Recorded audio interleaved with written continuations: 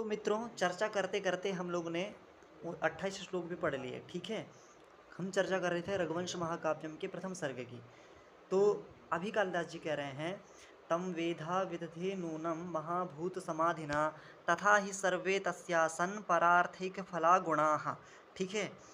तम वेधा, वेधा इत्युक्ते ब्रह्म मित्रों सृष्टा प्रजापतिर्वेधा, प्रजापतिर्वेधा, ठीक है। विधाता विधातुरुत्तमः। तो वेधा कहते हैं मित्रों प्रजापति ब्रह्मा जी को। क्या?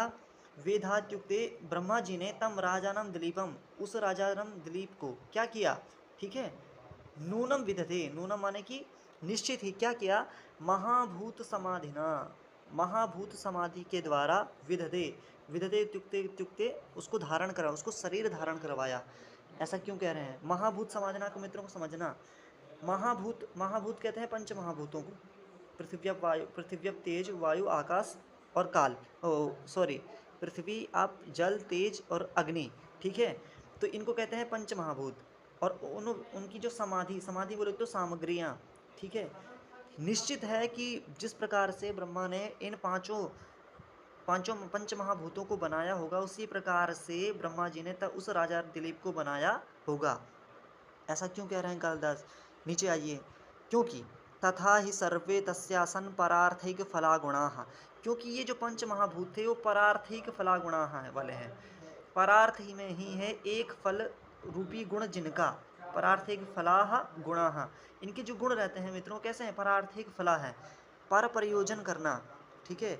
जल का काम क्या? जल तो अपना पानी पीता नहीं है, वो दूसरों को लिए देगा।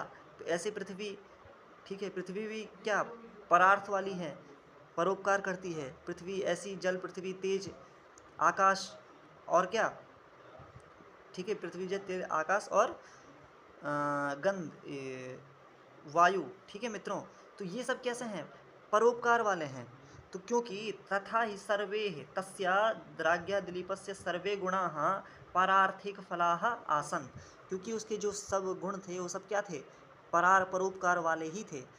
अन्वय कह रहा है मित्रों, एक बार ध्यान से सुन लीजिएगा कि वेधा तम राजानम दिलीपम नूनम निश्चितम महाभूत समाधिना विदधे, यतो ही क्योंकि तथा, तथा ही क्योंकि तस्या सर्वे गुणाः परार्थिक फलाः आसन, क्योंकि उसके जो सारे गुण थे वो कैसे थे?